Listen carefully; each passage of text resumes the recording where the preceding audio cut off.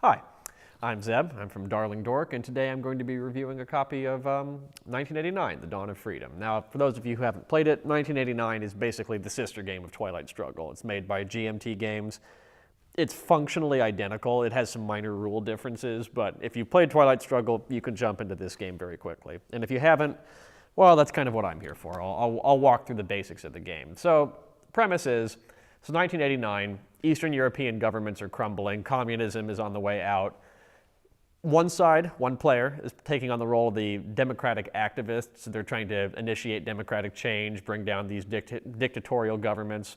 The other side is playing as the communists, who are desperately trying to stay in power by any means necessary. So they use a combination of repression but openness to try to keep their populations under control for as long as possible.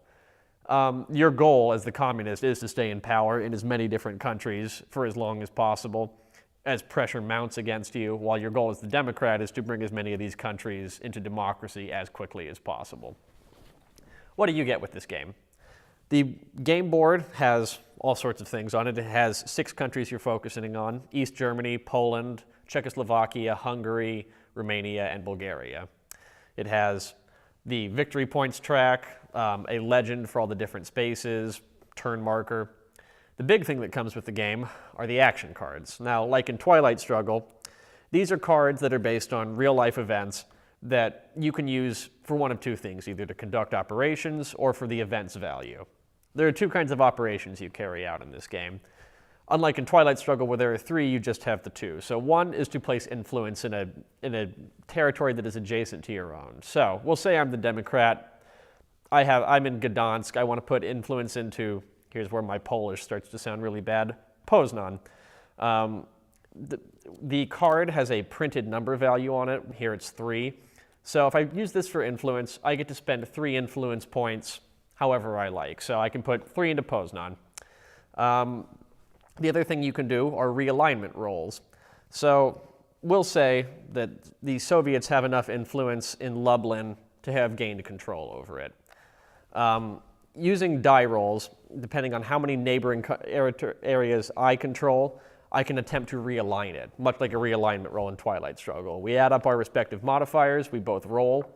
Depending on how I do, he can lose influence, and if I do really well, I can actually gain influence back. This is a slight tweak from Twilight Struggle. These little numbered icons, as shown here, reflect how much influence, power, and control you have over a given region in the game. Now, when they're printed with the color in bold on the front, that means you control the area. So if I put it up like this, the area is red, I control Lublin. If it's other side up like this, I have influence there, but it's not under my control yet. You'll notice that there are different regions throughout the board, and they have different little symbols. So Bialystok has a sickle. That means it's controlled by farmers. It's a farming space. Lodz has a hammer. It's a space for workers. The typewriter signifies intellectuals. There are several throughout the game. They basically represent the different constituencies of the country. So another important area, the victory points track. It runs to 20 on the Democrat side and negative 20 on the communist side. If either side reaches their respective mark, they've won the game instantly. Over here, you have the Tiananmen Square track.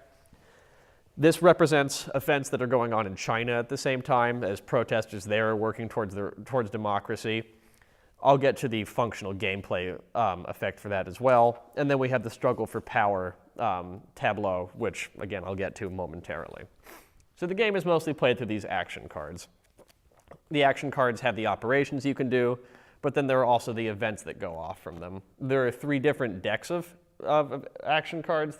You have the early year cards, the middle year cards, and the late year cards. Broadly speaking, there's 2 different types of events in terms of how they get shuffled into the deck. Events without an asterisk get played over and over again. You can use them repeatedly. Events with an asterisk, such as Goodbye Lenin here, if you play it for its event, it is discarded from play. It doesn't come back into the game again. So it only gets used once if you're using it for the event. If you're just using it for operations, you can use it multiple times. You'll notice that some of them have a little red star. That means the event that's on it is associated with the communist player. If the Democrat plays it, the communist event gets to go off. So you don't want to play your opponent's cards. You're going to have to eventually, it's just part of the game, but it's not going to be good for you when it happens. Then there are some that are neutral. They don't have a color in either, they're just neutral cards. Either side can play them at no ill effect to themselves. Within the decks, there are scoring cards. Much like Twilight Struggle, you have basically battleground spaces and non-battleground spaces. And the battleground spaces have these little colored bars on them. So here's my Hungarian is really bad. Debrecen. Debrecen is a battleground space. When scoring comes up, which I will find momentarily, here we go. Hungary scoring. When this card gets played, a struggle for power begins. Each side gets a number of cards depending on the spaces they control in an area. So let's say that I'm the Democrat, I control Budapest, and I'm not even going to try to pronounce that one. And then the communist player controls another space I can't pronounce, and yet another space I can't pronounce. Each of us gets 8 cards to go into a struggle for power. What's a struggle for power? Well, I'll show you that. They're dealt these different kinds of tactic cards. So you have Petition, March, Strike, and Rally in the Square. You also have leader cards. So leader cards function like wild cards. So for example, student leader. If I controlled the university, which is this, again, another space whose name I can't pronounce, but it's a university, I can use the student leader as a wild card. It matches any other suit. And what you're doing, you're playing matched cards against matched cards. So let's say the communist went first and he plays Strike. The Democrat would have to respond with Strike or a wild card or a couple of other tactics cards, or he loses the struggle. Then whoever wins the struggle, once it's over, both sides roll dice. That reflects how much support the communist may lose in the country, how many victory points the Democrat might gain, and whether or not the communist can stay in power. Now, that might sound like it's pretty stacked against the communists, especially since we know how history goes. Well, they lose pretty uniformly in Eastern Europe. But the communist player is also getting points for every time he manages to hang on to power. So even though you might lose a struggle for power in Hungary, unless the Democrat rolls well enough, you're not going to be kicked out. Your control might be threatened, and you're getting points for every time you just successfully stay in power, and that multiplies. So if by some miracle I was challenged 4 times in Hungary and hung on to power every time, I'd be getting multiples of those victories over and over and over again. Over here, the Tiananmen Square track, it functions like the space race in Twilight Struggle. I'm sorry to keep drawing that analogy, but it's just too easy. It kind of writes itself. For those of you who don't know, I'd mentioned those action cards that are bad for you. So if I'm the communist and Goodbye Lenin comes up, a reference to a great movie, I may not want to play Goodbye Lenin. Instead, I can discard that card to roll on the Tiananmen Square track. So I add the value of the card, 3, roll the die, 4, well, not good enough to move along the track, but at least the card's not in my hand. I don't have to worry about it going off or something. As you get farther and farther along, you get victory point bonuses.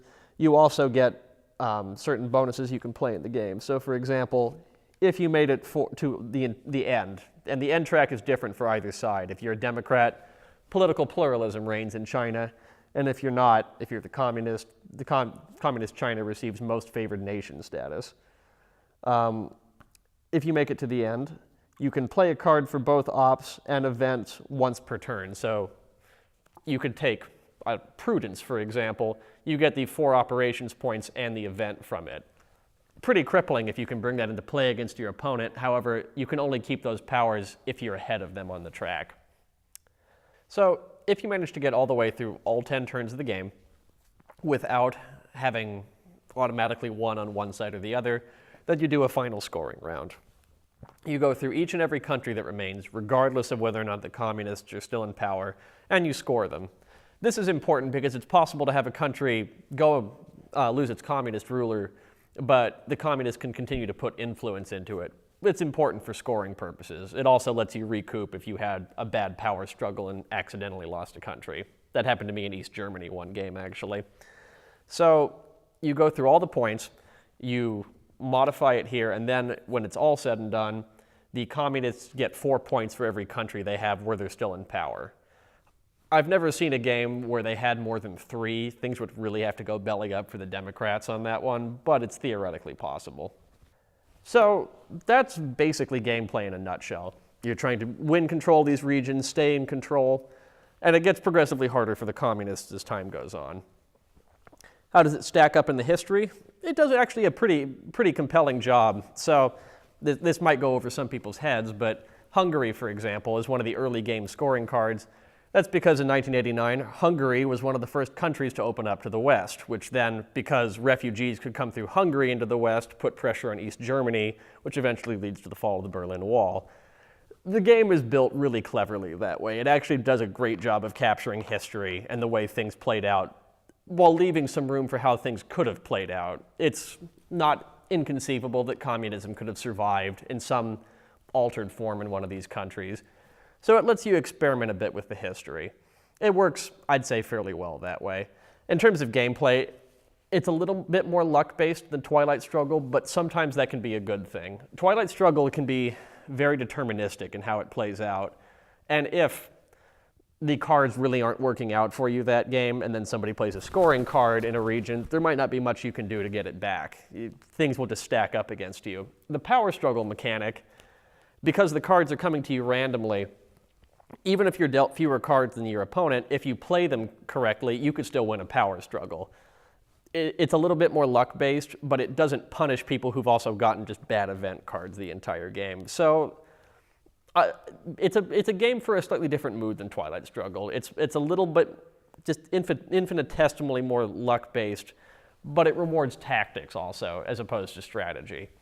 I think they're both really fun. If I had to give this game a number, I would probably mark it on probably around a 9. I'm pretty game to play it whenever at this point.